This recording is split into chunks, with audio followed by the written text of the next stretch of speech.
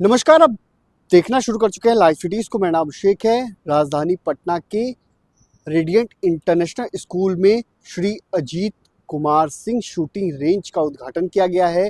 10 metre की shooting range है और इसका उद्घाटन जमुई की विधायक, बीजेपी की विधायक श्रेयसी सिंह के द्वारा किया गया है। इस दौरान मीना सिंह जो पूर्व सांसद हैं वो भी मौजूद थी और किस तरीके से उन्होंने शूटिंग रेंज में खुद राइफल चलाई है और किस तरीके की वो तस्वीरें हैं वो भी आप देख सकते हैं। तस्वीरों को देखिए किस तरीके से राइफल चला रही हैं। श्रेयसी सिंह भी राइफल चला रही है और मीना सिंह भी राइफल चला रही है और शूटिंग रेंज से बढ़ावा मिलेगा। उन्होंने साफ साफ बताया कि ऐसे और जगह पर खुलेंगे तो बिहार की जो होनहार जो खेल की रुचि में रखते हैं, खेल में रुचि रखते हैं, वो और आगे बढ़ेंगे। और कई सारी बातों को कहा है। क्या कुछ कह रही हैं श्रेयसी सिंह, वहीं साथ ही साथ मीना सिंह क्या कुछ कह रही है, पहले आप वो सुनिए। आई थिंक देखिए, शूटिंग एक ऐसी स्पोर्ट है जिसका बीज सही समय पर बोना ज़रूरी होता है। निश्चित रूप से राइफल पिस्टल की जो 10 मीटर की व्यवस्था यहाँ पर बनाई गई है श्रद्धेय अजीत कुमार सिंह जी के नाम पर, उनकी विचारधारा को आगे बढ़ाते हुए, वो खेल प्रेमी भी थे और उनकी ही विचारधारा को आगे बढ़ाते हुए एक स्कूल के, अगर एजुकेशनल इंस्टीट्यूट से अगर हम किसी भी स्पोर्ट को जोड़ते हैं, खासतौर से शूटिंग जैसे स्पोर्ट को जोड़ते हैं, तो 12 साल के उम्र के बाद इसको बच्चे शुरू कर सकते हैं। और मुझे लगता है कि सही समय पर जो स्किल्स होती है उनको होन करना ज़रूरी है। तो निश्चित रूप से कम उम्र पे जब लोग प्रशिक्षण करना शुरू करते हैं तो जो स्पोर्ट में जो हम लोगों को बढ़ावा होता है, चाहे वो पदक के माध्यम से हो या डिस्ट्रिक्ट से स्टेट या इंटरनेशनल खेलने का जो सिलसिला रहता है, वो हम जल्दी पहुंच पाते हैं। और बिहार में बच्चे, खासतौर से बिहार में खेल को अब बढ़ावा मिल रहा है, खेलों के आधारभूत संरचनाओं को बढ़ावा मिल रहा है। उसी तरीके से शूटिंग भी आगे बढ़ रहा है। भारतीय दल जो हमारी निशानेबाजी की है वो अव्वल नंबर पे आकर हर कंपटीशन में खड़ी होती है, चाहे हम ओलंपिक गेम्स की बात करें या वर्ल्ड कप की बात करें, कॉमनवेल्थ गेम्स या नेशन गेम्स की बात करें। तो मुझे लगता है कि निशानेबाजी एक ऐसा खेल है जिसको बिहार में भी हम लोगों को इंस्टेट करने की आवश्यकता है। और अजीत कुमार सिंह शूटिंग रेंज एक छोटी ही लेकिन सही पहल है इस दिशा में। ऐसे और भी शूटिंग रेंज खुलने चाहिए। निश्चित रूप से ये तो स्वागत वर्ष है। ये जो सोच है कि यहाँ पे स्कूल के साथ एक शूटिंग रेंज खोली गई है, उसी तरीके से अलग अलग डिस्ट्रिक्ट्स में भी शूटिंग रेंज खोलने चाहिए, अलग अलग स्कूल के संस्थानों में भी शूटिंग रेंज खोलनी चाहिए। सिर्फ राइफल पिस्टल ही नहीं बल्कि 50 मीटर 25 मीटर के जो अलग अलग इवेंट्स हैं उनकी रेंजेस भी खोलनी चाहिए, शॉटगन की शूटिंग रेंज खोलनी चाहिए। तो मुझे लगता है कि ओलंपिक्स से जुड़े हुए जितने भी खेल हैं उनको खास तौर से इंफ्रास्ट्रक्चरल रूप में बढ़ावा मिलना चाहिए और बढ़ावा मिल भी रहा है। जी के नाम पे ये शूटिंग रेंज खुला हुआ है और श्रेयसी जो इतनी होनहार बेटी हैं उनके हाथों से आज उसका शुभारंभ हुआ है। तो हम इसको सोचते हैं कि ये दिन दूना रात चौगुना करके बढ़े और यही मेरी कामना है, यही मेरी इच्छा है। अजीत जी ने सपना देखा था, आज आपने उसे पूरा किया, मतलब ये शूटिंग रेंज उनका सपना हमेशा हमेशा पूरा होता रहेगा। इसी तरह जब जब कुछ नया चीज़ खुलेगा, जब नया कोर्स खुलेगा, तब उनके नाम को रोशन किया जाएगा और हम सोचते हैं कि उनका नाम इसी तरह हमेशा रोशन रहे, यही हम कहना चाहते हैं। सारे लोगों को इसके लिए बहुत धन्यवाद देंगे और बहुत ही प्यार देंगे जो इस विषय को बहुत मजबूती से महत्व देते हैं। उन सभी भाई बहनों को हम प्रणाम करते हैं और अपनी जो मेरी प्यारी सी बेटी है उसको तो हम कभी बेटी के सिवाय किसी दूसरे रूप में हम देखे ही नहीं। मम्मी दीदी पुतुल देवी जी से हमेशा बात होता था और वो कहती थी कि आज श्रेयसी यहाँ गई, आज श्रेयसी वहाँ गई। तो उनको इतना खुशी होता था कि इतना अच्छा, इतना होनहार जिस माँ के बच्चे हों, उस माँ का कलेजा कैसा होगा। और श्रेयसी जी नमस्कार और प्रणाम करते हैं कि दीदी आपका सोचना सचमुच एक सार्थक रूप दे रहा है। श्रेयसी बेटी जो है वो आज हमारे बीच बैठी है, उसको तो हम ढेर सारी शुभकामनाएं देंगे कि वो इसी तरह दुनिया में अपना नाम कमाए और हमेशा आगे बढ़ती रहे। यही मेरा सबसे बड़ा श्रेयसी बेटी को आशीर्वाद होगा। बेटी कभी ये न सोचना कि हम तुम्हें किसी और रूप में देखते हैं। आज यही कहने के लिए मेरा मन उत्सुक हो रहा था। ये हमारे पतिदेव अजीत सिंह जी एक पेड़ छोटा सा लगाए और उस पेड़ के पत्तों में, उसके टहनियों में, उसके जड़ों में जो ये पानी जो डाला गया है वो इसी तरह का आप लोगों की तरह लोगों का है जो आज हमको दिख रहा है। और उसको देख करके बहुत ही हर्षोल्लास हो रहा है कि इतने मेरे लायक बच्चे हैं। और हमको तो इन लायक बच्चों को देख करके ऐसा ही महसूस होता है कि ये बच्चे और भी आगे बढ़ेंगे। विशाल बेटा ने तो इतना कुछ कहा जिसके बाद अब हमको कुछ कहना नहीं है, लेकिन एक बात जरूर कहेंगे कि दिग्विजय भाई साहब, स्वर्गीय दिग्विजय भाई साहब का जब अंतिम संस्कार था और हम वहां गए तो हमको यही लगा कि वो किस तरह वो और हमारे प्रभु, लेकिन कभी गलत जगह कभी प्रयोग नहीं करना, ये हम सबसे बड़ी बात करना चाहते हैं। मेरे बच्चे, ये जो गुण है, ये जो कला है, तुमको इसलिए सिखाया जाता है कि तुम इस भारत देश के जवान हो। और युवतियां हैं जो जवान है कि जो मारोगे तो छोड़ेंगे नहीं, लेकिन कभी तुम आओ और हम तुम्हारा सम्मान इसी से करेंगे। इस तरह का भावना मन में होना चाहिए। इस तरह का कभी भावना मन में मेरे बच्चे नहीं लाना, क्योंकि ये सबसे बड़ी जरूरी बात है जानने के लिए कि ये गुण इतना अच्छा हो कि ऐसे हाथ करे तो वो दूसरा आदमी मर जाए, इतना उसको भी डर होना चाहिए कि हम किसके साथ लड़ रहे हैं। उस हिंदुस्तान के जवान के साथ लड़ रहे हैं, वो भी उसको मालूम होना चाहिए। और वो जिस दिन मालूम हो जाएगा उन जवानों को, उस दिन पूरा दुनिया कांप जाएगा। भारत को भारत न, भारत माता का देश कहा जाए। जय भारत माता का देश कहा जाए और जय भारत माता का ये सचमुच देश रहा है। अविनेश्वर सर जी, आपको भी प्रणाम करते हैं। और आप इस विद्यालय के लिए जो किए हैं वो कुछ कहने की बात नहीं है। और गुरमीत करसी जी, आप इंदिरापुरम पटना गर्ल्स स्कूल की प्रिंसिपल हैं। ये इतनी बड़ी खुशी। और मनीषा सिन्हा मैम इस रेडिएंट स्कूल की प्रिंसिपल हैं।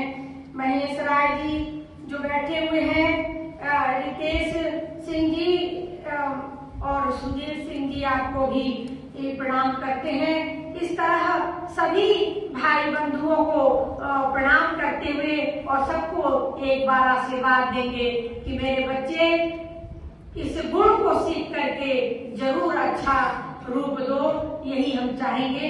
जय हिंद, जय भारत। सीसीबी के 3 प्रमुख नेतागण यहाँ पर उपस्थित है, उनको भी प्रणाम करती हूँ। और अविनेश्वर सिंह जी उपस्थित है जो हमारे पिताजी के करीबी मित्र भी थे और हमारे लालचन स्वरूप है। और आप सभी लोगों को एक जमुई की बेटी सादर सर झुकाकर प्रणाम करती हूँ। साथियों, निशानेबाजी एक ऐसा खेल है, जिस तरह से यहाँ की प्रिंसिपल मैम बता रही थी कि जब उन्होंने निशानेबाजी करने का प्रयास किया तो किस तरह से ये देखा कि निशानेबाजी एक ऐसा खेल है जो फिजिकल और मेंटल कैपेबिलिटी दोनों को टेस्ट करता है। यानी कि आप शारीरिक रूप से कितने मजबूत हैं और साथ ही साथ मानसिक मजबूती में आप कहाँ खड़े होते हैं, इसका एक बहुत ही खूबसूरत पहचान निशानेबाजी के माध्यम से दिखता है। दिखने में बहुत आसान और सरल लगता है कि खड़े होकर सिर्फ बंदूक उठा के निशाना लगाना है, और यहाँ पर क्योंकि 10 मीटर की रेंज खुली है तो मुझे लगता है कि सिर्फ 10 मीटर निशाना लगाना अगर कोई कल्पना करेगा तो बहुत कठिन नहीं लगता, लेकिन वास्तविकता में जब निशानेबाजी का प्रतियोगिता होता है, कंपटीशन होता है, तो जब वहाँ खड़ा जो भी एथलीट होता है, महिला हो या पुरुष हो, वो निश्चित रूप से उसके दिल में जो धड़कन होती है वो 150 पार कर चुकी होती है और दिल की धड़कन कानों में गूंज रही होती है, और उस बीच में निशाना लगाना सबसे कठिन काम होता है। तो निश्चित रूप से अगर हम मेंटल और फिजिकल कैपेबिलिटी को नापने का प्रयास करें तो शूटिंग एक ऐसा स्पोर्ट निकल कर आता है जो कि बहुत ही खूबसूरती से फिजिकल और मेंटल कैपेबिलिटी का परिचय देता है। एंड आई थिंक मैम आपने मेंशन किया कि शूटिंग एक इंडिविजुअल स्पोर्ट है। मुझे लगता है एक स्पोर्ट इंडिविजुअल जरूर है, लेकिन एक टीम का होना हमेशा जरूरी है।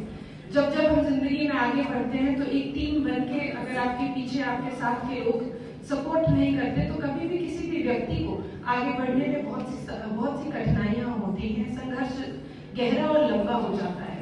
लेकिन जिसको मैं टीम कहती हूँ वो आपके फैमिली मेंबर्स भी हो सकते हैं, वो आपके साथ खेलने वाले सहयोगी हो सकते हैं, वो आपके फ्रेंड्स हो सकते हैं, वो आपके टीचर्स हो सकते हैं, वो आपके अभिभावक हो सकते हैं, यानी कि आपके वेल विशर्स हो सकते हैं, जो एक टीम बन के आपको सपोर्ट करते हैं और आप किस तरह आगे बढ़ते हैं, जिंदगी में चुनौतियों का सामना करते हैं, वो एक पूरी तरीके से टीम गेम ही बन जाता है। तो I think not just shooting but life in itself is a team game and you should always have a strong team full of family members, full of friends, full of teachers and guardians who can support you and love you and take you forward. साथ में मैं ज्यादा समय नहीं लूंगी, ये एक sports का प्रोग्राम है, पॉलिटिक्स का प्रोग्राम नहीं है, और जब से विधायक बने हैं तब से लगता है कि माइक पकड़ते साथ भाषण देने का एक मन बन जाता है, मूड कर जाता है। लेकिन क्योंकि निशानेबाजी की बात कर रहे हैं तो अपनी एक छोटी सी कहानी सब लोगों के सामने जरूर प्रस्तुत करूंगी। हमारे पिताजी 2010 में गुजर गए थे और 2010 में निशानेबाजी का ही नहीं बल्कि सारे गेम्स का कॉमनवेल्थ गेम्स यानी कि राष्ट्रमंडल खेल दिल्ली में आयोजित था। तो पिताजी के गुजरने से कुछ महीने पहले हमारी जो बात उनसे हो रही थी वो यही चर्चा हो रही थी कि निशानेबाजी में भारत में किसी भी महिला ने शॉटगन की स्पर्धा में मेडल नहीं जीता है। तो कॉमनवेल्थ गेम्स में श्रेसी तुमको मेडल जरूर जीतना है, और ये मैं सिर्फ एक पिता के नाते नहीं बोल रहा हूँ बल्कि क्योंकि वो नेशनल राइफल एसोसिएशन, राष्ट्रीय राइफल एसोसिएशन के प्रेसिडेंट भी थे, तो वो कह रहे थे कि मैं इस अधिकार के साथ भी कह रहा हूँ कि एक अच्छे निशानेबाज की परिचय यही होता है जो सबसे ज्यादा पदक जीतता है। खैर पापा उस कॉमनवेल्थ गेम्स से पहले छोड़ के चले गए और मुझे याद है कि 2010 जो मेरा निशानेबाजी का तीसरा वर्ष था उसमें मैं चौथे या पांचवें पोजीशन पर आकर खत्म किया था मैंने। तो वहां से कॉमनवेल्थ गेम्स अब 4 साल के अंतराल पे होता है, तो अगला कॉमनवेल्थ गेम्स 2014 में था। एक बहुत लंबी संघर्ष किया, पिताजी को खोने का गम था, लेकिन पिताजी के अधूरे सपने को पूरा करने का भी एक जोश था, एक जुनून था कि पापा को किया हुआ वादा पूरा करना है, भारत के लिए पदक जीतना है। तो 2014 जब पहुंचे तो वहां पर लड़ाई हुई, लंबी लड़ाई हुई, निशानेबाजी का खेल हुआ और रजत पदक हम जीते। तो बहुत खुशी हुई कि पहली बार किसी भारत की महिला ने रजत पदक जीता था। बिहार में खुशी का माहौल बना रहे थे। जब वहां से वापस लौटे तो एक मन में ख्याल आया कि पिताजी को किया हुआ वादा था, लेकिन रजत का सपना तो पिताजी ने नहीं देखा। कौन सोचता है कि सिल्वर मेडल का सपना देखे, सपना तो गोल्ड का होता है। तो उसी के बाद फिर 2014 से 2018 की एक और लंबी लड़ाई शुरू हुई कि पिताजी का सपना जो पूरा करना है, जो स्वर्ण पदक का सपना था। उस संघर्ष में बहुत लोगों ने साथ दिया, बहुत लोगों ने साथ छोड़ भी दिया, क्योंकि माँ हमारी सांसद थी। तो जब लोग सांसद और पद पे रहते हैं तो बहुत सारे लोग एक आपके साथ आते हैं, दिखावा करते हैं कि वो आपको सपोर्ट कर रहे हैं, लेकिन जब वो पद नहीं रहता है तो कहीं ना कहीं वो लोग भी बिछड़ते जाते हैं और जीवन में उतार चढ़ाव इसी को कहते हैं। तो उस उतार चढ़ाव के क्या कहते हैं कश्ती से होते हुए हम लोग 2018 के राष्ट्रमंडल खेल में पहुंचे। 2018 के राष्ट्रमंडल खेल ऑस्ट्रेलिया में आयोजित थे, यानी कि गोल्ड कोस्ट में आयोजित थे, और वहां पे हमारा सामना जब कंपटीशन शुरू हुआ तो एक ऐसे रोमांचक मोड़ पे आके फंसा कि मेरा और वहीं की स्थानीय यानी ऑस्ट्रेलिया की लोकल शूटर एमा कॉक्स थी, जिनके सामने जिनका और मेरा आमना सामना हुआ और हम लोगों को एक सडन डेथ शूट ऑफ में जाना पड़ा। जो शूट ऑफ से निकल के विजेता बनता वही गोल्ड स्वर्ण पदक जाता और दूसरे को रजत पदक मिलता। रजत तो हम जीत चुके थे, लेकिन अब स्वर्ण पदक जीतना था और सामने खड़े हुए ऑस्ट्रेलिया के लोग थे, सब मतलब वहां की महिला शूटर भी थी और ऑडियंस टाइम में बैठे हुए ऑस्ट्रेलिया के सब लोग थे। क्रिकेट स्टेडियम में कैसे लोग ऑजी ऑजी नारा लगाते हैं, तो उसी तरह से वहां पर भी हो रहा था और हमको डर भी लग रहा था। कभी हम अपनी बंदूक को देखें कि भाई आज धोखा मत देना, कभी हम पीछे पलट के अपनी माँ को देखें जो एकदम हाथ साध के अपने, हमको लगता है कि अगर 160 करोड़ देवी देवताएं हैं तो सबको पूज चुकी होंगी उस क्षण में। हम कभी ऊपर देख के अपने पिताजी को याद कर रहे थे कि साहस दीजिए, बल दीजिए कि अपना सपना पूरा कर सके। लेकिन अंदर ही अंदर ये साहस था, ये दम था कि आज हम अकेले यहाँ नहीं खड़े हैं, मेरे साथ साथ 140 करोड़ की बिहार की जनता हमारे साथ खड़ी है। इस बात का जज्बा इसलिए था क्योंकि पीछे खड़े हुए ऑडियंस टाइम में जहाँ हमारी माँ और बहन उपस्थित थी, वहां से धीमी लेकिन बहुत ही मजबूत आवाज है, भारत माता की। भारत माता की चिंगारी ने ये हौसला दिया कि तुम यहाँ अकेले नहीं खड़ी हो, लेकिन भारत का हर एक वो व्यक्ति जो खेल और खिलाड़ियों से जुड़ा हुआ है वो तुम्हारे साथ खड़ा है।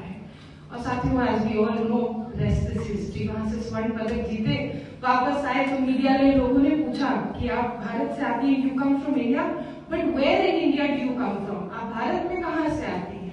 उस दिन दर्द हुआ और छाती चौड़ा करके हमने कहा कि बिहार से आते हैं, जम्मू में हमारा घर है। ऑस्ट्रेलिया के अखबार ने लिखा that a Bihar girl wins gold for India on Australian ground, and I think that was the proudest moment that I have done. क्योंकि उस दिन सिर्फ मैं नहीं जीती थी, उस दिन बिहार जीता था, उस दिन भारत जीता था। और साथियों, यहाँ क्योंकि उपस्थित खिलाड़ी हैं और खिलाड़ी के परिवार जन भी है, मैं आप सब लोगों को पूर्ण विश्वास के साथ ये कह सकती हूँ कि यदि दृढ़ निश्चय के साथ संकल्पित होकर हम किसी भी लक्ष्य को पाने का प्रयास करेंगे तो निश्चित रूप से जीत हमारी होगी। लेकिन जब मन छोटा हो या मनोबल गिरे तो ये याद रखिएगा कि आप अकेले आगे नहीं बढ़ रहे। जब एक व्यक्ति आगे बढ़ता है तो उसका पूरा समाज, उसका घर, उसका परिवार के साथ साथ राज्य और राष्ट्र भी आगे बढ़ता है। इन्हीं शब्दों के साथ आप सभी लोग तो आपने सुना कि क्या कुछ कहा है, मंच से क्या कुछ कहा है और क्या मांग की है कि बिहार में अलग अलग जगहों पर शूटिंग रेंज खुलना चाहिए। तो बने रहिए लाइव सिटीज के साथ, हमारे यूट्यूब चैनल को सब्सक्राइब करिए, मुझको लाइक करिए। धन्यवाद।